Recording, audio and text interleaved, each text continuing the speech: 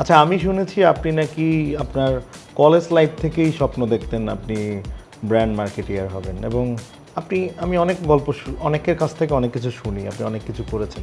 আপনি একটু বলেন না? ধন্যবাদ কোয়েশ্চেনটার জন্য। ইনোভেশনটা আমি সবসময় পছন্দ করতাম। মানে কোনো কিছু একটা ইউনিক বা ইনোভেশনের জায়গাটা থেকে যদি বলেন, সেই জায়গাটা সবসময় আমি চেষ্টা করতাম। এখন ধরেন ব্র্যান্ড মার্কেটিং যখনকার কথা বলতেছেন, আমি যদি বলি ব্যাক ইন 2007, আমার তো তখন মাথায় ছিল না, বা তখন এতটা পপুলারও না যে ব্র্যান্ড মার্কেটিং একটা জব খুব পপুলার। সবাই জানো যে ব্র্যান্ড ম্যানেজার একটা পদ আছে, বা এখানে চাইলে ক্যারিয়ার পার্সু করা যায়। তো ইন্টারনেট অ্যাক্সেসটাও এত বেশি ছিল না যে এইটা আপনি ছিল না। তো ওই সময়ে আমার যেটা করতে চাইতাম যে সবসময় কেন পড়াশোনায় থাকবো, একটু দেখি না ডিফারেন্ট কিছু ট্রাই করি, একটু বাবার থেকে টাকা না নিয়ে নিজে একটু কিছু টাকা পয়সা দিয়ে করা যায় কি না। তো বাবার বলতাম যে একটা মোবাইল কিনে দাও, না তোর মোবাইল কেনার এখনো সময় হয় নাই। হ্যাঁ, তো কি করা যায়, তা আমি চিন্তা করলাম, দেখি যে একটা Moghbazar Agora, probably Agora second branch, তখন আর কি একটা বিজ্ঞাপন দেখছিলাম, এরকম সার্কুলার ছিল যে এরকম ব্র্যান্ড প্রমোটার লাগবে। ব্র্যান্ড প্রমোটার কী জিনিসটা বুঝি নাই, তোরা আবার নিচে যে ডিসক্রিপশন দিয়ে দিচ্ছে যে আপনাকে কাস্টমার অ্যাটেন্ড করতে হবে। তো মোটামুটি বুঝলাম। সুপার শপ জিনিসটা তখন অনেক নতুন। আমি নিজেও একবার সুপার শপে ওনাদের ধানমন্ডি, যেটা রাইফেল স্কোয়ারের নিচে যেটা ছিল ফার্স্টে, ওখানে একবার ভিজিট করেছিলাম। তখন মোটামুটি একটা আইডিয়া হয়ে গেছিলো যে মোটামুটি একটা সুরেট বুড়ের লোকজন, এখন তো ব্যান্ড প্রমোটার এখন সুরেট বুড়ে থাকে না, একটা নেম প্লেট সহকারে দাঁড়াইতো আর কি। তো তখন আমি যখন করি, তখন এইখানে পার্সু করি, তখন আমি ওই জবে ঢুকি আর কি। তো একটা ব্যান্ড প্রমোটার ছিল ওখানে, মোটামুটি স্টক মেনটেন করা, ইনভেন্টরি মেনটেন করা, তারপর হচ্ছে যে even to some extent floor wiping করাও লাগতো আসলে। আচ্ছা। হ্যাঁ, এবং যেহেতু সুপার শপটা তখন অনেক নতুন ছিল মানুষের কাছে ইয়াটা, তো অনেকেই যে কনফিউজ হয়ে যেত আসলে নেলফের থেকে নিজের থেকে প্রোডাক্টটা নিব, নিয়ে তারপর কার্টে নিব, তো দেখা যাচ্ছে যে আমাকে কার্ডটা নিয়ে এসে ম্যাডাম নেন, ইয়ে করেন, হেল্প করেন। তো এটা ইন্টারেস্টিং একটা বিষয় ছিল ওই সময়। তো তো এই এই এই তখন থেকে আমি একটু ইউনিক একটা কাজের ইয়ে ছিল, যদিও খুব বেশি দিন ওইটাতে ছিলাম না, 3 থেকে 4 মাস করছি। পরে তো জানি নর্ডেমে তো আসলে অনেক পড়াশোনার একটা প্রেশার থাকে। তো ওইখান থেকেই না একবার যেহেতু একটা জবে ঢুকছি, তখন থেকে একটা মনে হলো যে তাহলে আরও অনেক কিছু ট্রাই করা যায়, এবং কাস্টমারের সাথে ডিরেক্টলি ইন্টারাকশন একটা জায়গা প্রথম ওই সময়টাতেই আমার হয়েছিল আর কি, রহিম আফরোজের থ্রুতে আর কি। এরপরে তো আপনি বাকি জার্নিটা তো আপনারা হয়তো বা আরও জানেন আর কি।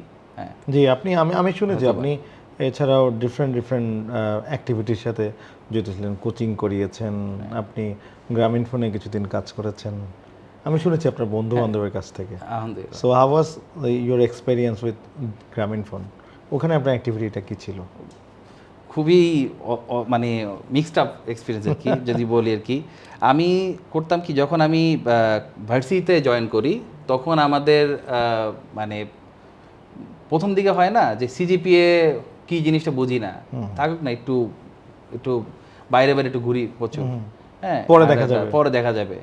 এই প্রেশারটা কিন্তু আসলে ওই হানিমুন পিরিয়ডটা থাকে আর কি, কোন দিকে আস্তে আস্তে কমে। তো আমার যেটা ইয়ে হইলো যে যখন থার্ড ইয়ারের ফার্স্ট সেমিস্টার, আমাদের আসলে 2টা করে সেমিস্টার পার ইয়ারে, তখন এক ভাই বললো যে তুমি যেরকম ডায়নামিক কাজগুলো করো, আমি পাশাপাশি তখন আমি ইউসিতে ইংলিশে কোচিং করাই তখন।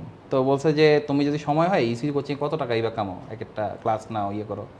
হ্যাঁ, তো তুমি এক কাজ করো, আমি তোমার সিভিটা দিই, গ্রামীণ ফোনে কাস্টমার কেয়ার নিব আর কি। তখন কিন্তু গ্রামীণ ফোনের কাস্টমার কেয়ারটা থার্ড পার্টির মাধ্যমে দেখতো না, ডিরেক্ট দেখতো, মানে নিজেদের ওনারশিপে ছিল। তখন আমি গ্রামীণ ফোনে জয়েন করি 2012 সালের দিকে আর কি, কাস্টমার কেয়ারে। এবং এটা একটা 4টা থেকে 6টা অ্যাসেসমেন্ট টেস্ট দিয়ে তারপর ঢুকতে হয়। এখানে টিম ওয়ার্ক থাকে, ভয়েস টেস্ট থাকে, কম্পিউটার টেস্ট থাকে, যেটা কিনা এখন কিন্তু এত অ্যাসেসমেন্ট দিয়ে কোনো কাস্টমার কেয়ারে নেয় না। যে ঠিক আছে আপনি কথা বলতে পারেন, ঠিক আছে আপনার ইংরেজি একটু বেশি ভালো আছে, ইংরেজি বাংলা মিলে কথা বলেন, ঠিক আছে আপনি কথা বলে আপনার বসে দেয় আর কি। তো ওই সময় একটা সফিস্টিকেটেড জব ছিল। তো আমার কাস্টমার কেয়ারে দেখা যাচ্ছে যে আমাদের 6 ঘন্টা শিফট থাকতো আর কি। আমরা যেহেতু সকালবেলা ক্লাস করতাম বা কোচিংয়ে পড়াইতাম, তো আমি করতাম কি 6টা থেকে 12টা শিফটটা নিতাম আর কি। আচ্ছা। তো আর মেয়েদের শিফটটা 5 থেকে 11টার ভিতরে শেষ হয়ে যেত। তো যত লেট নাইট এগুলো কিন্তু ছেলেরাই অ্যাভেল করতো। কাস্টমারের সাথে তখন খুব নম্র সুরে খুব মানে ভালোভাবে কথা বলতে হতো। ধরেন আমি আপনার সাথে এখন যেভাবে কথা বলছি, এটাও অনেক ভালো টোন, বাইরে হয়তো বা ইয়ে করে আর কি, কিন্তু কাস্টমার কেয়ারের টোনটা হয় একেবারে গলায় হাত নামিয়ে এরকম। এবং এক কাস্টমার আমাকে একবার বলছিল, ভাই আপনাদের সবার কণ্ঠে এত সুন্দর কীভাবে হয়? মানে আপনার কি আসলে এমন? আপনার দেখতে কেমন? আপনাদের কণ্ঠ শুনে মনে হয় আপনাদের চেহারা মানে খুব সুন্দর হবে। ঠিক আছে? আসলে কিন্তু জিনিসটা এমন না। হ্যাঁ? তো ধরেন এই যে কাস্টমারটা হ্যান্ডেল করতেছেন, এটা একটা ট্রেনিং আমাদের হইতো আগে, 1 থেকে 1.5 মাসের ট্রেনিং হইতো। সেই ট্রেনিংও কিন্তু আবার বাদ দেওয়া যেত অনেকে, বা যে সবাইকে রিক্রুট করে ফেলবে তাও না, ট্রেনিংও বাদ যেত যে স্কোর ভালো আসছে না। তো আমাদের ওইখানে কাস্টমারের সাথে কথা বলতে বলতে বিভিন্ন সার্ভিস দিচ্ছেন, আমার টাকা কাটা যাচ্ছে মেসেজে, আমার উমুক ফোনে রেট বেশি কাটছে, হ্যাঁ, তারপর আমাকে কল দিল কিন্তু আমার টাকা কাটা গেল, এরকম রিকোয়েস্ট কল, এগুলো তো বুঝতো না, ঠিক আছে? তো আমাদের কিছু এফএকিউস ছিল, কিছু ডুজ অ্যান্ড ডোন্টস ছিল, ওগুলো দেখে দেখে দেন আমরা ওগুলো সার্ভিস দিতাম। তো এই কাস্টমারদের যে এই যে বিভিন্ন ধরনের প্রবলেমগুলো অ্যারাইজ করে, কাস্টমার কিন্তু আসলে কিন্তু সে কিন্তু টাকা দিয়ে কল দেয়, একটা টাকা যায়। সবাই তো আসলে এমন না যে 4-5 হাজার মিনিট কেনা আছে বা হচ্ছে 10-12 হাজার তখন টাকা হয়তো বা আছে, মিনিট কেনার সার্ভিসটা ছিল না, রাইট? তো দেখা যাচ্ছে যে এইখান থেকে ওনার রিচার্জের পয়েন্ট হচ্ছে প্রায় 1 কিলো দূরে যেয়ে তারপর রিচার্জ করছে, কার্ডটা আনছে, কার্ডটা রিচার্জ করছে, রিচার্জ করে দেখে রিচার্জ হয় না, ওনার কার্ডটা অন্য কেউ একবার রিচার্জ করে ফেলছে আর কি। হ্যাঁ, অনেক ধরনের নানান প্রবলেম। তো এই প্রবলেমের কারণে দেখা যাচ্ছে কি যত ঝাড়িটা আছে সব কিন্তু উনি মানে ফোনের মধ্যে যে বলতো, সবার আগে দেখা যাচ্ছে 2-3টা গালি দিয়ে বসে। আমাদের নিয়ম ছিল না যে, আমি যখন শুরু করছি তখন পর্যন্ত ছিল যে আপনি কল কাটবেন না। তো একটা পরে নিয়ম আসছিল যে আপনি কল কাটতে পারবেন, একটা একটা সুন্দর একটা নোটে ইয়ে করতে হবে যে ঠিক আছে স্যার, আপনার কলটি কাস্টমার কেয়ার মানে সার্ভিস সংখ্যা তো না হওয়ার কারণে শেষ করছি, ধন্যবাদ, ভালো থাকুন, ওকে। এইটা দিয়ে শেষ করতাম। কিন্তু দেখা যাচ্ছে কি আমি দেখতেছি আসলে ওনার প্রবলেমটা আসলে সলভ হচ্ছে না, আমি কেটে দিলাম। তখন গালি খাওয়ার পরেও দেখা যাচ্ছে আমরা সলভটা করে দিতাম। এইটা একটা নিজের একটা স্যাটিসফ্যাকশন যে একটা কাস্টমারকে একটা হ্যাপি ফিলিং দিয়ে দিছি। আর উনি আমাকে তো গালি দিচ্ছে না, উনি দিচ্ছে কোম্পানিকে গালি দিচ্ছে, হ্যাঁ, বা সার্ভিসকে গালি দিচ্ছে। হ্যাঁ, আমি যদি কনভার্ট করতে পারি, এটা আমার জন্য একটা গুডউইল, কোম্পানির জন্য একটা গুডউইল। তো ইট ওয়াজ এ হিউজ লার্নিং। আমি মনে হয় probably I might be wrong 30,000 call আমি ধরছি। অ্যান্ড হচ্ছে যে আপনি যখন বিপি ছিলেন, সো এই যে 2007-এ আপনি তখন অলরেডি হাই স্কুলে, সো ওখান থেকে যে মোটিভটা পেলেন, আপনি ইউনিভার্সিটিতে গেলেন। সো ইউনিভার্সিটিতে আপনি মনে হয় তখন 3rd year, if I am not wrong, যখন গ্রামীণ ফোনে কল সেন্টারে। সো তখন কি আপনার এই যে আপনি তখন থেকে যে অ্যাক্টিভিটিটাতে ইনভলভ হলেন, হয়ে আপনার কাছে মনে হলো আপনার ইউ শুড ডু মার্কেটিং, এবং আপনি ইউনিভার্সিটিতে অ্যাডমিশন নিলেন, তখন কি আপনি মার্কেটিং সাবজেক্টটাই পেয়ে গেছিলেন নাকি এখানে আপনি চুজ করলেন? তো ওই ছাত্র থাকা অবস্থাতেই আমরা দেখতাম যে ভাইয়ারা কোন কোন সাবজেক্ট নিয়ে পড়ে, যারা আমাদেরকে পড়ায়। তো বলতে আমি ফিন্যান্সে পড়ি, আমি বলতাম আমি অ্যাকাউন্টিংয়ে পড়ি, বলতাম আমি মার্কেটিংয়ে পড়ি। তো যার যার যেইটা ওনার ভালো, উনি তো বলবে না যে আমারটা খারাপ। তো পিচিং কোয়ালিটি দেখতাম, হ্যাঁ, যে কে কীভাবে পিচ করতেছে। তো আমার একজন বড় ভাই ছিল ওই সময়কার, যেনাকে আমি ভার্সিটি টিকার পরে পাইছি মার্কেটিং ডিপার্টমেন্টে, ওসমান গনি ভাই। হ্যাঁ, তো উনি বলছে যে দেখ, মার্কেটিংয়ে কাজের পরিধি অনেক, মানে আমাকে বলে নাই, পুরা সবাই যারা স্টুডেন্ট ছিল তখন সবাইকে বলতেছিল যে এই দেখ, আমি একটা কেস কম্পিটিশন করছি, আমি এখন তো এই যে এত টাকা পাইছি কেসের থেকে, এটা অ্যাওয়ার্ড মানি পাইছি।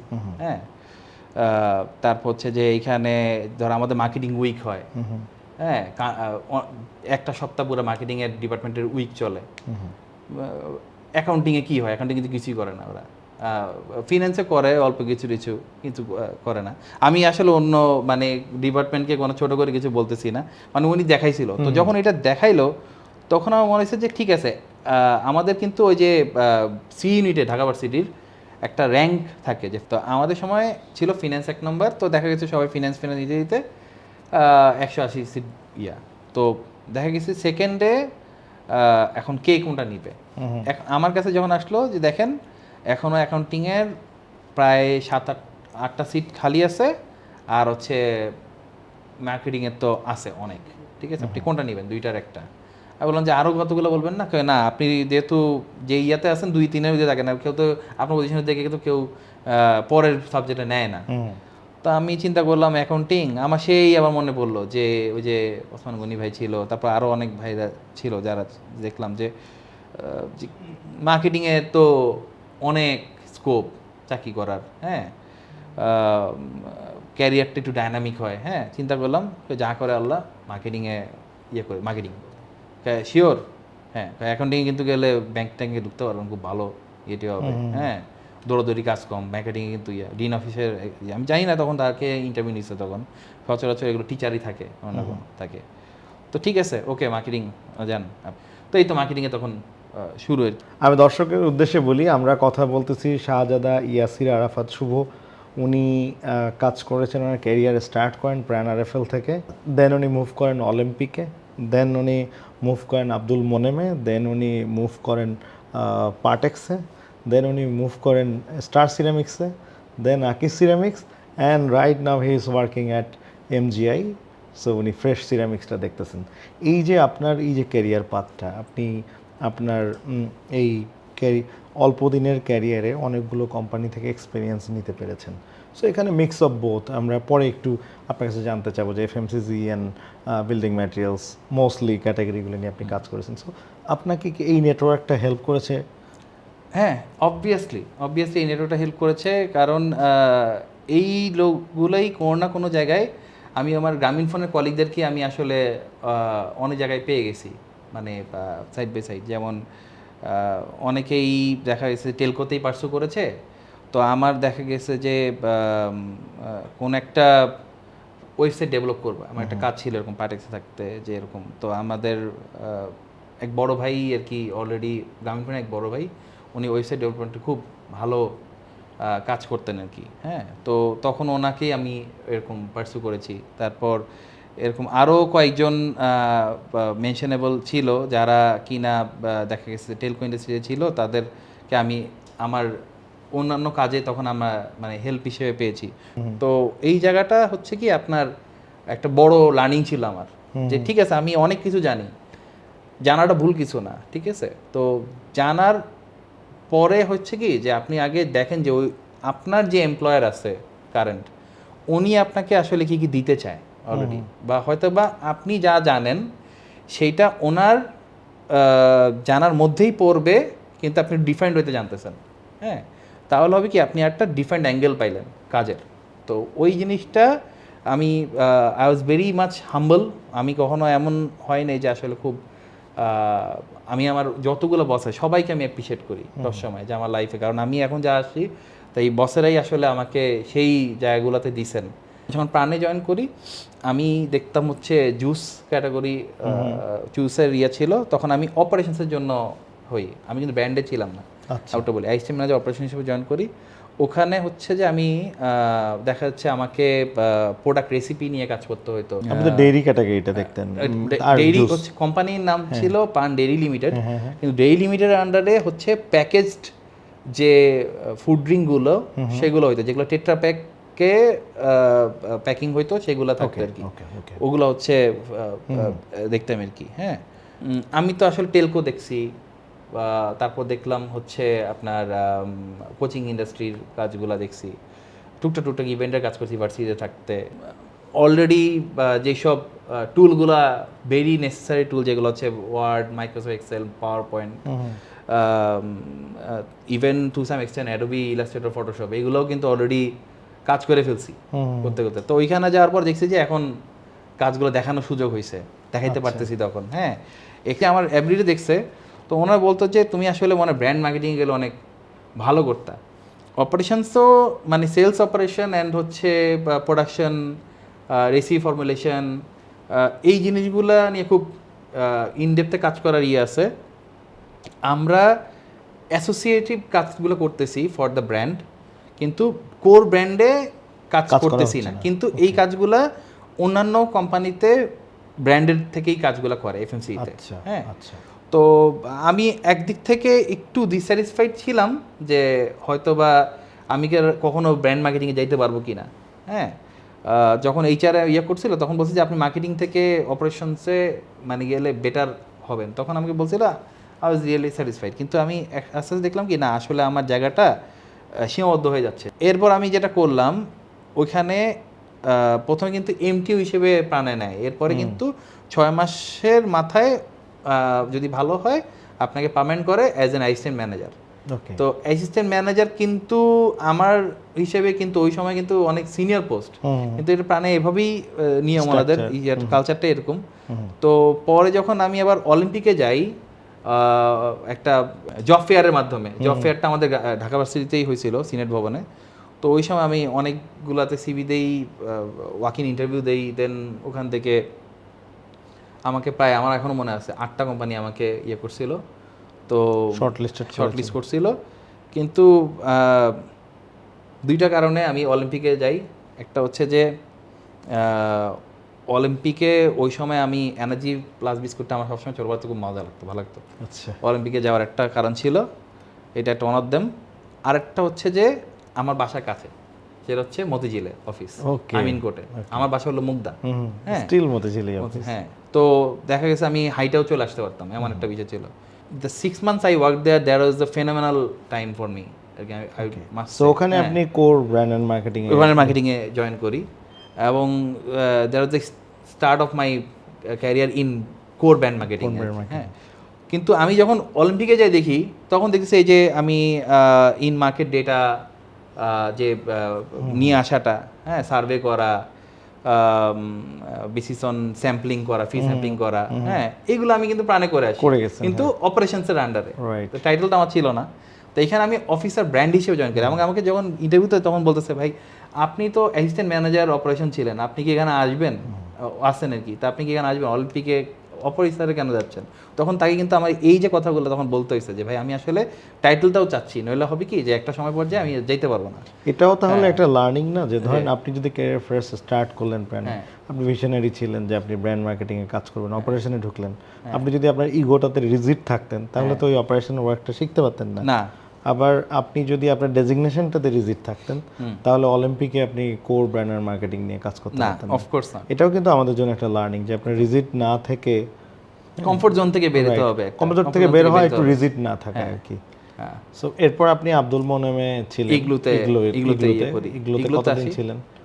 ইগলুতে আমার 1.5 বছর থেকে কিছু বেশি সময়। ওখানেও কি ব্র্যান্ড মার্কেটিং এ ছিলেন? ব্র্যান্ড মার্কেটিং এ আমি ওখানে ব্র্যান্ড এক্সিকিউটিভ হিসেবে জয়েন করি। নাজদিন আপা ছিলেন, যিনি কিনা রাঁধুনি রুচি নিয়ে কাজ করে আসেন, উনি এখানে সিনিয়র ম্যানেজার ব্র্যান্ড ছিলেন। সুমিত দা ছিলেন ব্র্যান্ড ম্যানেজার। হ্যাঁ, খুবই ভালো টিম ছিল। এখন তো উনি খুব ভালো করতেছে, এখন এগুলোতে এখনো আছে, তো লেগাসিটা উনি টিকে রাখছে। তো ওনারদের সাথে কাজ করাটা অনেক প্রাউড একটা ফিল ছিল। সিইও স্যার ছিলেন, কামরুল স্যার ছিলেন, এরপরে মোল্লা শরীফ ছিলেন হেড অফ মার্কেটিং। তো এই যে একটা টিম ছিল, আমি ওখানে বেসিক্যালি আমাকে নেওয়া হয়েছিল হচ্ছে নিউ প্রোডাক্ট ডেভেলপমেন্ট অ্যান্ড হচ্ছে আপনার নিউ বিজনেস ডেভেলপমেন্টের সাথে যেইগুলো হবে সেগুলোকে দেখার জন্য, ব্র্যান্ডগুলোকে। এবং আমি ওখানে আইসক্রিমের 5 লিটার টাব এটা নিয়ে কাজ করেছিল, যে 5 লিটার টাব যে আসলে কেউ কিনতে পারে আইসক্রিম, সচরাচর তো ইম্পালসিভ আইসক্রিম হচ্ছে, ইম্পালসিভ ইম্পালস ক্যাটাগরি বেরিয়ে চলে। গেলাম, একটু মনে হচ্ছে একটু আইসক্রিম খাবো, মনে চাইলো, ঠিক আছে, গেলাম, ফ্রিজে দেখতে পাইলাম, ওটা দেখে আমার মনে হচ্ছে এটা পিক করে খেয়ে ফেললাম। হয়তো কেউ খাচ্ছে দেখে আমার মনে হলো আমি দেখে খাই। আইসক্রিমটাকে বলা হয়তো যে সিও স্যার আমাকে বলতো যে ওই সময় বা হচ্ছে আমাদের হেড অফ সেল যিনি ছিল, তো যে এইস এ প্রোডাক্ট অফ লাভ, মানে ভালোবাসার খাবার। হ্যাঁ, তো আইসক্রিম কেউ চাইলে আসলে গরমে খায় না, ঘামায় গেলে খাবে এরকম না, ক্রিয়েট এ মুভমেন্ট করবে, এই জন্য খায় আর কি। আপনার জন্য এটা একটা নিউ লার্নিং ছিল। আর এরপরেও আরেকটা কাজ করেছিলাম, সেটা হচ্ছে এখানে মেনশনেবল, যেটা হচ্ছে যে সফটি আইসক্রিম, যেটা হচ্ছে সফট সোয়ারেলওয়ালা আইসক্রিম যেটা থাকে। আমরা যে আইসক্রিম বানাই ইন্ডাস্ট্রিতে, সেটা মানে একটা কারখানাতে যে হয়, যে পুরাটা একটা মিল্কের থেকে বা অন্যান্য প্রোডাক্টগুলো ঢুকে দেন এটাকে একটা নির্দিষ্ট টেম্পারেচার ঠান্ডা করে দেন বের হয়ে আউটপুটটা পাই। এইটা একটা মিনি ভার্সন হচ্ছে সফটি আইসক্রিমের ইয়েতে, যে আপনি লাইভ আইসক্রিমটা তখনই আপনি ইনপুটটা দিবেন, ওটা হয়ে যায় আর কি। তো এইটা আমরা ট্রায়াল বেসিস আমি থাকা অবস্থাতে প্রায় 22টা পয়েন্ট আমরা মানে অ্যাক্টিভেট করি, এবং এটার একটা পুরো একটা এসওপি আছে কিভাবে ঢুকাইতে হয় বা পুরো প্রোডাক্টটা বেরোয়, একটা ট্রেনিং প্রসেস ছিল। ইগলোর পরে আপনি কোথায় গেলেন? পার্টেক্সে? আমি এরপরে গেলাম হচ্ছে পার্টি স্টার গ্রুপে এটা পার্সু করি, যে প্রথম আমার সেই অ্যাসিস্ট্যান্ট ম্যানেজার ব্র্যান্ড হিসেবে ওখানে জয়েন করি। ইগলুতে অনেক কাজের লার্নিং হওয়ার কারণে আমি তখন দেন একটা রেফারেন্সের থ্রুতে ওখানে আমার সিভিটা যায়। তখন আমাকে যে তৎকালীন সিএমও ছিলেন, তো তখন আমাকে খুব ইন্টারভিউতে খুব পছন্দ করেন। উনি আমাকে জিজ্ঞেস করেছিলেন যে ওনারা আসলে কালিনারি ক্যাটাগরির জন্য একজন ব্যান্ড কাস্টমার খুঁজতেছিলেন। তো তখন বলল যে তুমি কি রান্না করো নিজে? আমি তখন বলছি হ্যাঁ আমি রান্না করি, আমি রান্না টুকটাক বাসায় রান্না করি। আমার আসলে ফাস্ট ফুডের দিকে বেশি রান্না করি, পিজা বানানো বা হচ্ছে বার্গার এগুলো আর কি। তো শখের বসে কিছু অন্য রান্নাগুলো করছি। তো তখন বলছিল ওইটা আজকে আমরা রান্না করে বলতেছিল। তা আমি বলছি এইভাবে পরিষ্কার করে আনতে হয়, কারণ উনি আসলে আমি যত জানি উনি ওই বেল্টে ছিলেন আর কি। তো বলছিল যে আমি তখন পুরো কুকিং প্রসেসটা আপনাকে বলি। ব্র্যান্ড মার্কেটিং এ কাজ করতে গেলে তো কি রান্নাও জানতে হয়। এখন কথা হলো যে যে আসলে নিজে প্রোডাক্টটা জানে না, যে নিজে প্রোডাক্টটা নিয়ে দেখেন এক্সপেরিয়েন্স করে নাই, এই জিনিসটা মানে তখন উনি আমার থেকে বের করে নিছে যে আসলে আমি ব্যাটারে তো আমি মশলা নিয়ে কাজ করাবো, ওর মধ্যে যদি মশলা নিয়ে ওই মানে ইচ্ছাটাই না থাকে যে ও তো কাজ করবে হাউ টু ইউজ, তাহলে হ্যাঁ এটা কতটা ইম্পর্টেন্ট। মশলা কিন্তু মানে খুবই একটা আর্ট আর কি, মশলা নিয়ে কাজ করাটা একটা আর্ট আর কি। ওই সময় আমাকে উনি টেস্ট করে দেখছে যে না আমার আসলে আইসক্রিমও আমাকে বলেছিল যে আইসক্রিমটা তোমার কীভাবে বানাও। তো আমি কিন্তু চাইলে করতাম কি, আমি আসলে কমিউনিকেশন নিয়ে থাকতে পারতাম আইসক্রিমে, কিন্তু আইসক্রিমের কীভাবে বানায়, কীভাবে এটা পুরো প্রসেসটা হয়, দেন কেন মানুষ আসলে টেস্ট বাড়ে আমারটাই ও চুজ করবে, একবার খাওয়ার পরে পরেরবারও সেকেন্ডবারও জন্য রিপিট পারচেসটা কেন করবে, এটাই ছিল। তো এটা তখন বলি, তখন আমাকে মশলার জন্য ইয়ে করে, তখন দেন আমি এইচটিএমএল ব্র্যান্ড ফর কালিনারি ক্যাটাগরির জন্য ইয়ে করি। তো ফলো বাই দ্যাট দেন ওনার কাছ থেকে আমি অনেক কিছু শিখতে পেরেছি, আমাদের সিএমও স্যার তখন যে ছিলেন। এরপরই তো এর সাথে আমার তখন কলিগরা ছিলেন অনেকে, তখন এই যে আবু ওবায়দা ইমন ভাই আপনাদের চাটনি ব্যান্ড পালসে এর আগেও আসেন, ওনার কাছ থেকে আমি অনেক কিছু শেখা হয়েছে যে কলিগ হিসেবে। হ্যাঁ, অনেক ভালো ভালো কলিগের সাথে কাজ করেছি। তো যেটা হয়েছে উনি চলে যাওয়ার পরে দেন আমার কাছে কিছু ব্র্যান্ডস আমি পাই ইনহেরেন্টলি, সেটা হচ্ছে গার্ডেন ফ্রেশ উনি যেটা লঞ্চ করে গেছিলেন। তারপর দেন হচ্ছে আমরা ওভালটিন, যেটা কিনা গ্লোবাল মাল্টিন্যাশনাল একটা ব্র্যান্ড, সেটার একমাত্র সাউথ এশিয়াতে সোল ডিস্ট্রিবিউটর হচ্ছে ড্যানিশ ডিস্ট্রিবিউশন লিমিটেড। হ্যাঁ, তো ড্যানিশ ডিস্ট্রিবিউশন নেটওয়ার্ক লিমিটেড হচ্ছে সেটা ডিস্ট্রিবিউটর।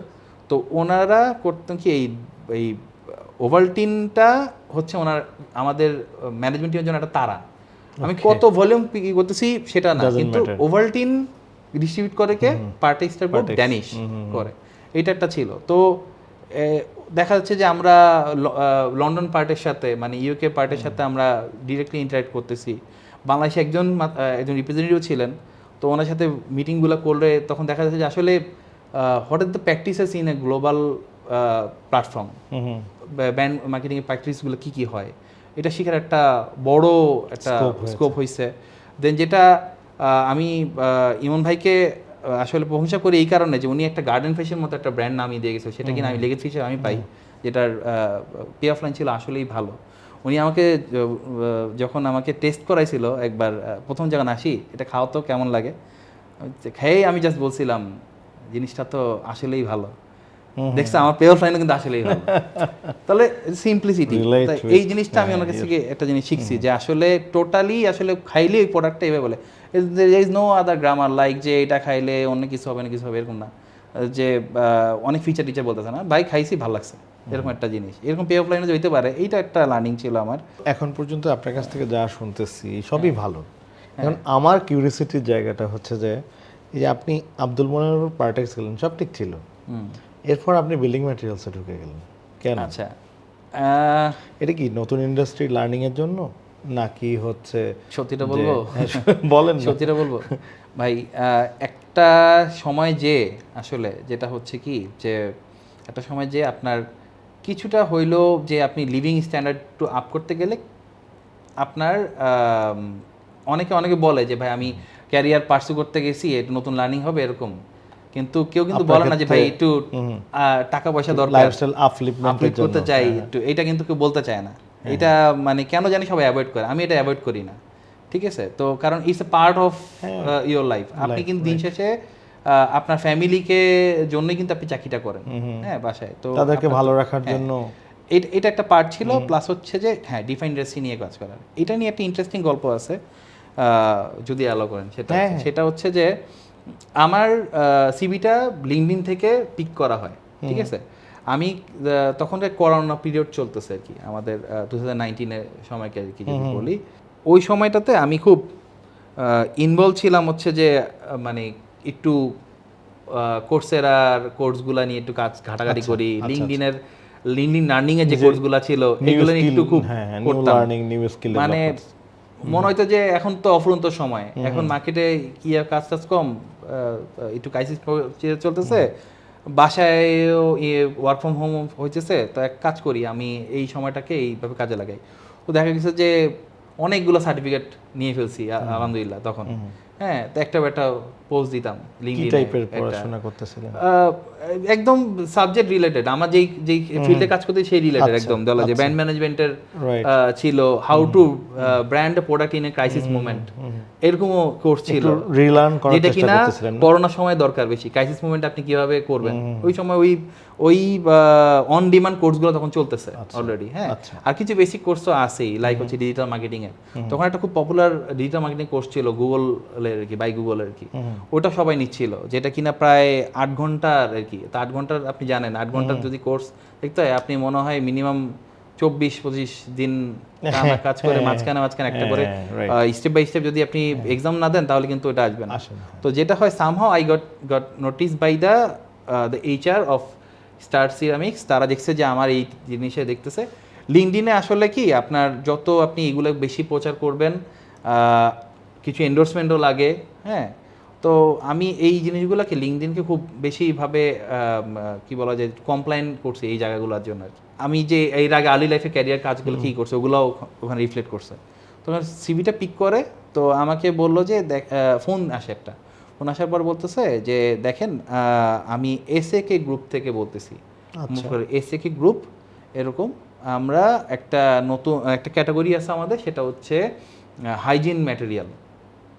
হাইজিন ম্যাটেরিয়ালে এখানে আমাদের অনেকগুলা লাইক হচ্ছে টয়লেট্রিজ আইটেমসগুলো আছে আর কি। হ্যাঁ, হাইজিন ক্যাটাগরিতে লাইক হচ্ছে টয়লেট ক্লিনার, তারপর হচ্ছে হ্যান্ড ওয়াশ, এগুলো নিয়ে কাজ করতেছি। তা আপনি কি ইচ্ছুক আছেন? যদি থাকেন তাহলে আপনি সিভিটা দেন, আর হচ্ছে আপনি যেটা অ্যাজ এ প্রসেস। তো আমি এটা পার্সু করি পরে যে ঠিক আছে দেখি না কি হয়, হ্যাঁ এটা ট্রাই করি। অনেকদিন তো কিন্তু সেটা কিন্তু টয়লেট্রিজ মানে কোর FMCG ফুডের দিকে না হইলেও ইটস এন FMCG। হ্যাঁ, তো ওই সময় আমাকে বলা হয় যে যেই সময় আমাকে পার্সু করে, মজার ব্যাপার হলো তখন আমি একটা মার্কেট ভিজিট করতেছি অলরেডি মার্কেটে। তো সুপার শপে আমি গন্ডোলাতে আমার প্রোডাক্টগুলো দেখতেছি অলরেডি। তো ফোনের আসার পর থেকে আমি না ওই ক্যাটাগরি যে টয়লেট ওগুলো নিয়ে কাজ একটু দেখা শুরু করছি। তো মোটামুটি ইনফরমেশন কালেক্টেড হয়ে গেছে। আমার ফ্রেন্ডরা ছিল রেকিট বেনকিজার, তো আসলে একদম হারপিক একচেটিয়া চলে মার্কেটে, ইউনো। তো পরে একটা প্রেজেন্টেশন দিতে বলা হয় আমাকে। ইনিশিয়াল কিছু ইন্টারভিউ ছিল, অ্যাসেসমেন্টগুলো ছিল, ওগুলোতে আমি পার করে যাই। ভেরি বেসিক থিং অ্যাসেসমেন্টগুলো থাকে, ব্র্যান্ডের বেসিক নলেজ হিসেবে লিখিত রিটার্ন বুকে দেয়। তো আমাকে যখন একটা ইন্টারভিউ থাকে তখন বলছে একটা প্রেজেন্টেশন নিয়ে আসেন। আমি প্রেজেন্টেশনে আমি নন টয়লেট্রিজ ইন্ডাস্ট্রি থেকে একটা FMCG-র একটা লোক, তো আমি যেভাবে প্রেজেন্ট করি উইথ দ্য ডেটা এবং ফ্যাক্টস, এবং মজার ব্যাপার হলো কি এই যে নেটওয়ার্কিং কথা বলতেছিলাম, তো আমি এখন অন দ্য ক্যামেরাই বলতেছি, আমি কিন্তু অলরেডি তাদের সেলসের সাথে আমার অলরেডি পরিচয় হয়ে গেছে অলরেডি। হ্যাঁ, না আমার না বলি, তো ওনার কাছে কিছু ইনসাইট আমি পেয়ে গেছি, এবং ওনাকে বলিও নাই যে ভাই আমার ইনসাইটটা দরকার। তো আমি কিন্তু সম্পূর্ণভাবে প্রেজেন্টেশনটা বানায় ওনাকে দেখাই। দেখানোর পরে SA গ্রুপের যে MD ছিল কামরুজ্জামান স্যার আর কি, কামরুজ্জামান, হ্যাঁ, তো উনি বলতেছে যে দ্য ওয়ে ইউ মানে পুট দ্য ডেটা মানে ইটস টোটালি মানে ট্রু, মানে কেমনে করলা, মানে ওনারা একটা প্রেডিক্টিভ অ্যানালিসিস এক্সপেক্ট করেছিল, কিন্তু আপনারটা মোটামুটি রিয়েলিস্টিক, একদম কাছে দিয়ে গেছে পুরো। এবং ফার্স্ট সেকেন্ড থার্ড এর ক্যাটাগরিক্যাল মানে কে কোনটাতে 1 2 3 আছে ব্র্যান্ডে সবকিছু দিছি, এবং what is the loopholes of their current business, এইটা বলছি যে আসলে এইরকম করলে এটা বেটার হইতে পারে, এই SKU গুলা ইয়া করা দরকার। ইনিশিয়েট করা দরকার। তখন উনি বলে কি যে ঠিক আছে, আমি উনি আর ওনার ওয়াইফ দুজনই হচ্ছে ম্যানেজমেন্ট টিমে ছিল আর কি। একজন হচ্ছে সিআইও ম্যাডাম ছিল, আর হচ্ছে উনি এমডি আর কি। তো ওনারা বললো কি যে the way you presented, I think you should pursue the career in ceramic category আবার we have another vertical, সেটা হচ্ছে যে স্টার সিরামিক্স। সেটার জন্য আমার মনে হচ্ছে মন ফিট, আমরা এখানে মার্কেটিং ম্যানেজার খুঁজতেছি। মার্কেটিং ম্যানেজার হচ্ছে অ্যাজ এ রেসপন্সিবিলিটি আর কি। হ্যাঁ, তো বলছে খুঁজতেছি, তো ইয়ে করো, কিন্তু তোমার একটা কাজ করতে হবে, তুমি যেভাবে এই ডেটাগুলো কালেক্ট করছো সেইমভাবে এখন সিরামিকেরটা নাও। আমি বলছি স্যার আমি তো আসলে একটা মার্কেট ভিজিট থেকে আসছি, আমাদের প্রচুর মার্কেট ভিজিট করা লাগে। তাই নাকি? হ্যাঁ স্যার, আমার প্রতি 2 সপ্তাহ অন্তর অন্তরে আমি চলে যাই মার্কেটে, বিভিন্ন জায়গা বাংলাদেশের বিভিন্ন জায়গায় যাই, ফ্যাক্টরি ভিজিট করা লাগে। কী বলো? তা আমি তো আসলে এই তুমি বলো তুমি এক কাজ করো। তখন আমি শনিবার দিন মনে ছিল, শনিবার রবিবার দিন, উনি বলছে বুধবার দিন তুমি এই প্রেজেন্টেশনটা করে নিয়ে আসো। বলছে স্যার আমি তো মঙ্গলবার পর্যন্ত মার্কেটেই থাকবো, আমি বুধবারে কেমন প্রেজেন্টেশন দিব? তো এক কাজ করো, আচ্ছা ঠিক আছে একদিন দাও, বৃহস্পতিবার দিন। এরকম করে দিয়ে দিল যে পারবা, তুমি পারবা, তুমি যেভাবে করছো আমি শিওর তুমি পারবা, আমি দেখতে চাই তুমি করে নিয়ে আসো। তো পরে আমি আবার দেন টাঙ্গাইল মার্কেট ভিজিট আমার পরে, তো টাঙ্গাইলে একটা মসজিদ মার্কেট আছে, ওইখানে আমি আশেপাশে যেই টাইলসের মসজিদ মার্কেটের টাইলসের ওখানে আমরা প্রায় অনেকগুলা জায়গাতে আমি চেষ্টা করি। আমার যে ডিলার ছিল ড্যানিশের, ওনাকে বললাম, উনি দাদা ছিলেন, তো দাদা আমার তো আসলে একটু ইনফরমেশন দরকার সিরামিক রিলেটেড, কীভাবে করতে পারি? আসেন, আমার তো আরেকেরই তো ডিলার আমার ভাই ব্রাদার, ঠিক আছে? তো এরকম আরেকে স্টার, তারপর যা যা ছিল সম্পূর্ণটা নেই। এবং ইন্টারেস্টিংলি আমি তখন দেখছিলাম যে আকিজ হচ্ছে মার্কেটে 1 নাম্বার যখন একটা পার্সুতে যাই। তো তখন আকিজ সিরামিক্সের ডিরেক্টর সেলস মার্কেটিং ছিলেন খোরশেদ আলম বাবু। তো উনি দেখি যে খুব প্রমিনেন্ট পার্সন, ওনাকে নিয়ে চর্চা হয় মার্কেটে already, he is doing fantastic there. ডিবিএলকে উনি খুব একটা ভালো জায়গায় নিয়ে গেছেন, ছিল। তো আমি যেটা করছি, মার্কেট ডেটা নেওয়ার জন্য কিছু কিছু স্টেক হোল্ডার দেখছি। কী কে এখানে প্রাইম স্টেক হোল্ডার? এখানে আছে ডিলার, এখানে আছে রিটেলার, এখানে আছে ফিটার যারা টাইলস লাগায়, ঠিক আছে? আর শোরুম ভিত্তিক কিছু আছে, শোরুমের রিপ্রেজেন্টেটিভ আছে কিছু কিছু, যেটা কিনা কোম্পানি নিজের অপারেটেড। আর কি পার্সন তো আছে হইলো গিয়ে যারা ডিরেক্টর লেভেলে যারা যারা আছেন, এরকম অপিনিয়ন লিডার বা কি পার্সন। আমি চিন্তা করলাম কি এগুলোর একটা সেগমেন্ট করছি, প্রত্যেকে আলাদা আলাদা করে পার্সু করবো।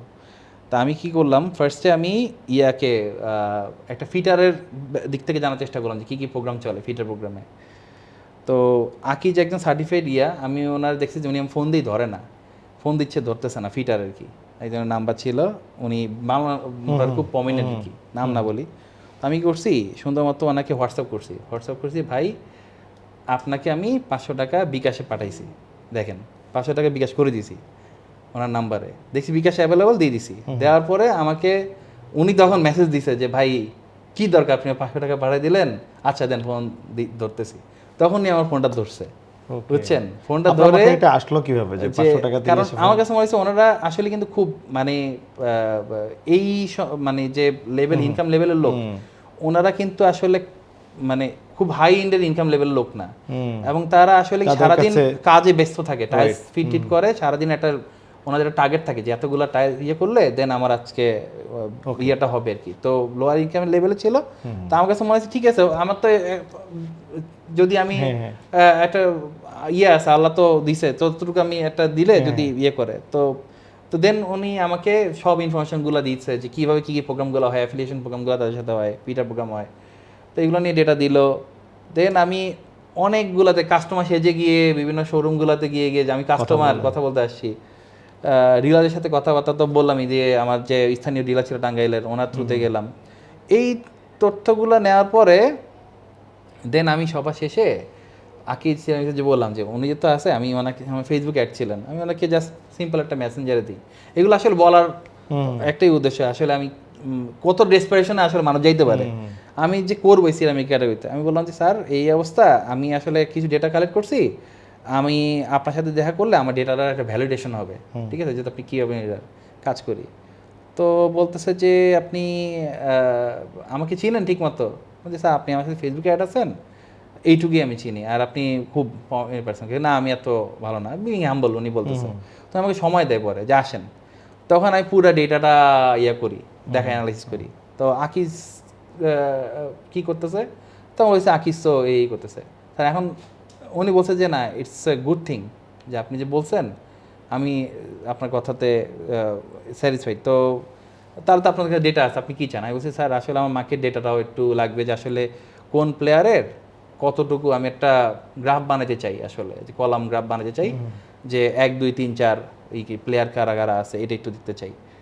তো তখন আমাকে উনি হেল্প করে, এবং বিসিএমইউকে যে Bangladesh ceramic manufacturing and engineering association, ওনাদের সাথেও আমাকে বলে যে ওনার থেকে কিছু ডেটা আপনি নিতে পারবেন। নিয়ে টিয়ে দেন আমি একটা সম্পূর্ণ প্রেজেন্টেশন দিয়ে দেন স্টারে যাই, এবং স্টার আমার দেখে খুব মানে খুব খুশি হয়ে যায়। মানে বলে যে তুমি তো আসলেই মানে যেটা দরকার ছিল তুমি পারছো, মানে আসলে ডেসপারেশন থেকে যে কিছু করা যায়, যে তুমি যদি চাও যে আসলে ডেসপারেশন থেকে তুমি এই যে ডেটাটা পাইছো, তুমি ম্যানেজ করছো, তাহলে তোমার নেটওয়ার্ক থেকে তুমি করছো। হ্যাঁ, তো সেখান থেকে আমি পরে তো স্টারে আমি জয়েন করি, এবং আলহামদুলিল্লাহ নট অন ব্র্যাগ, মানে যেটা চাইছিলাম আমি বেনিফিট, সেটা দিয়ে কিন্তু আমি মানে জয়েন করি। তখন মনে হয়েছে যে আপনার সাথে বেশি যাওয়া দরকার ছিল, আরো আপনার সাথে অতখানি নেগোশিয়েট করে নাই। আপনাকে দে ওয়্যার ভেরি স্যাটিসফাইড। হ্যাঁ, এইটা থেকে আমার সিরামিকের যাত্রাটা শুরু। 8 or 9 মান্থসের মাথায় আমি কিন্তু পরে ইয়াতে চলে যাই, আকিজ সিরামিক্সে যাই আর কি। এবং আকিজ সিরামিক্সের মতো একটা brand, it's a legacy brand, 2012 সাল থেকে আমার কাছে বলা হয়েছে আপনি স্যানিটারি শিখেন বেশি করে। আমি টাইলস শিখছি, সেমিকেও ইয়ে করছি। তারপরও এইটা আমার জন্য একটা প্রাইডের বিষয় যে একজন unit head, business unit head আমাকে কনসিডার করছে যে আমি এই ব্র্যান্ডটা দেখতে পারি, আকিজ সিরামিক্সের মতো ব্র্যান্ডকে।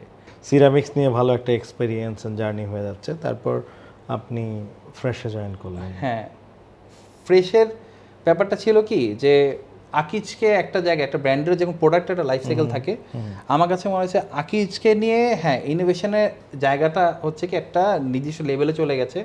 আকিজকে নিয়ে এখনও অনেক কাজ করার হয়তো বা আছে, কিন্তু আমার কাছে মনে হয়েছে যদি একটা নতুন একটা ব্র্যান্ড, যেটা কিনা হয়তো বা 2 বছর বা 3 বছর হয়েছে, এটা নিয়ে কাজ করলে একটু চ্যালেঞ্জটা আরও বেশি পাবো। ফ্রেশ সিরামিক্সে আসার জন্য আমাকে পরে এইচআর থ্রুতেই আমার আবার লিঙ্কডিনের থ্রুতে আবার ইয়ে করলো যে আকিজ আমি যে কাজগুলো করতেছি বা পারসিস্টেন্সি, আকিজ যে কাজ করার পর আপনার কাছে মনে হয়েছে যে আমার এখন একটা ব্র্যান্ডকে দেওয়া দরকার। তো ওরা দেখছে যে আমি বিং পারসিস্টেন্ট, আসলে নাম্বার 1 টাইলস ব্র্যান্ড হয়ে আসতেছে।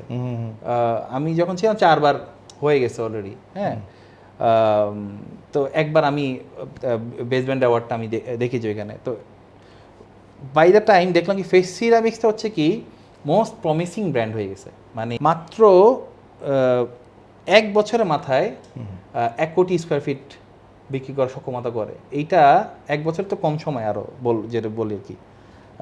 তো এইটা কিন্তু আসলে বাংলাদেশে এটা হয় নাই ফার্স্ট টাইম, যে হচ্ছে যে কি প্লেয়ার বলা হয় টাইলস ব্র্যান্ডে যারা আসলে 1 কোটি বা তার বেশি বিক্রি করে। তো এইটা আসলে 4-5টা কোম্পানি করে, অথচ আমাদের কিন্তু 30টার মতো কোম্পানি আছে অলরেডি এইখানে প্লে করে।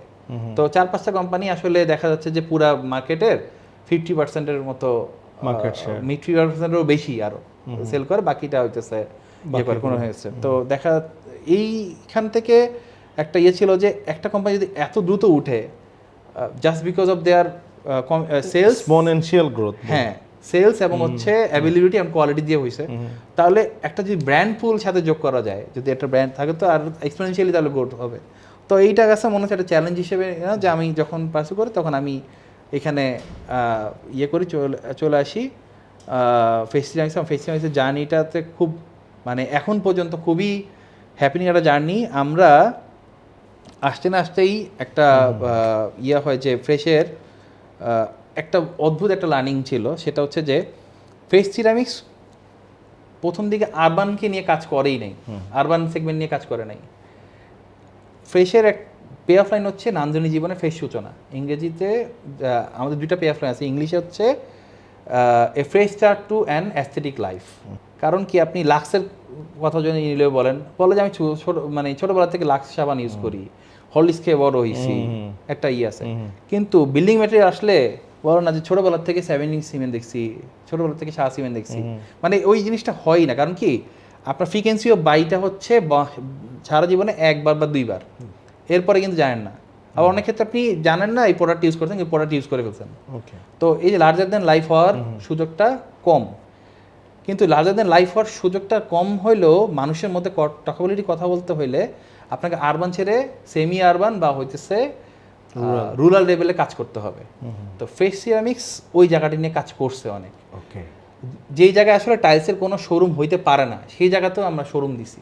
এটা একটা কিক দিয়েছে ফ্রেশকে এই একটা সাকসেস করার জন্য। Thank you. আমরা আপনার সুন্দর একটা জার্নি শুনলাম অ্যান্ড শুনতে শুনতে মোটামুটি হারিয়ে গিয়েছিলাম, মনে হচ্ছিল আরও শুনি। So sounds good and thank you so much আপনার এই স্টোরিগুলো বলার জন্য।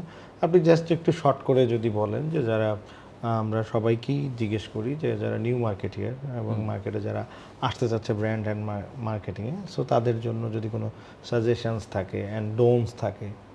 একদম ভেরি, অনেকেই হয়তো এই কথা বলে ফেলছে যে don't limit your self to the bookish learning.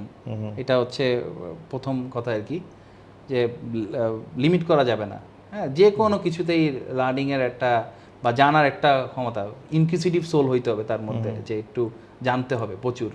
হ্যাঁ, সেটা টেক্সট বুকে হইতে পারে, টেক্সট বুকের বাইরেও। আর একটা জিনিস, নতুন একটা ট্রেন্ড শুরু হয়েছে, এটা আসলে আমাদের দিক থেকে শুরু হয়েছিল, যে ভাই এই বইটই পড়ে কোনো কাজ হয় না, আপনি অন দ্য জব ট্রেনিং নেবেন অথবা হচ্ছে রিয়েল লাইফের থেকে নেবেন। কিন্তু আমি যখন জবে গেছি তখন দেখা গেছে যে এগুলোকে আবার লার্নিং করতে হয়। অনেক জায়গাতে দেখা যাচ্ছে যে না, টেকনিক্যাল জিনিসগুলো যদি না জানেন, মানে এক্স্যাক্টলি বই ধরে জিনিস আপনি হয়তো কাজগুলো করেন, টেকনিক্যালে থাকলে হয় কি, তাহলে আপনি স্টেপ বাই স্টেপ কীভাবে আগাবেন একটা ব্র্যান্ড বিল্ড করতে গেলে বা একটা ব্রিফ লিখতে গেলে, এগুলো সবগুলোই কিন্তু আমরা পড়ে আসছি। হ্যাঁ, তো কিন্তু কেন জানি না আমরা ওই জায়গা থেকে হারিয়ে যেতে চাই। তো এবং নিউ জেনারেশনের মধ্যে এই জিনিসটা অনেক দেখতেছি আমি। এবং এটা আছে, হ্যাঁ, চ্যালেঞ্জেস নিতে খুব পছন্দ করে, যে কোনো কিছু দেখা যাচ্ছে যে ওদের মধ্যে ভয়টা একটু কম, আমরা হয়তো একটু হেসিটেট থাকি, ওদের ভয়টা কম, এটা একটু পজিটিভ থিং। পাশাপাশি যেটা লাগে যে ওদের যদি এই জিনিসগুলো একটু মানে থাকে, যে পড়াশোনাটাও যে আসলে একটু জরুরি বা ইম্পর্টেন্ট, যেগুলো হয়তো আমি বলতেছি না যে সিজিপিএ খুব হাই হতে হবে, কিন্তু কিছু বেসিক জিনিসগুলা না জানলে তখন আবার ক্যারিয়ারে পার্সু করাটা একটু ডিফিকাল্ট হয়ে যাবে। আমি বলবো যে দুইটা একটু ব্যালেন্স করে চলাটা ভালো। ক্লাব অ্যাক্টিভিটি চলুক, এক্সট্রা কারিকুলার অ্যাক্টিভিটি চলুক, পাশাপাশি পড়াশোনাটারও একটা জায়গাটা থাকা দরকার। ওকে, থ্যাংক ইউ শাহজাদা ইয়াসিন আরাফাত আমাদের আজকের পডকাস্টে আসার জন্য। আপনাকে অসংখ্য ধন্যবাদ। আর দর্শক, আমরা এতক্ষণ শুনলাম একটা লম্বা এক্সপেরিয়েন্স উইথ জার্নি। সো সবাইকে অসংখ্য ধন্যবাদ। আবার আগামী পর্বে দেখা হবে।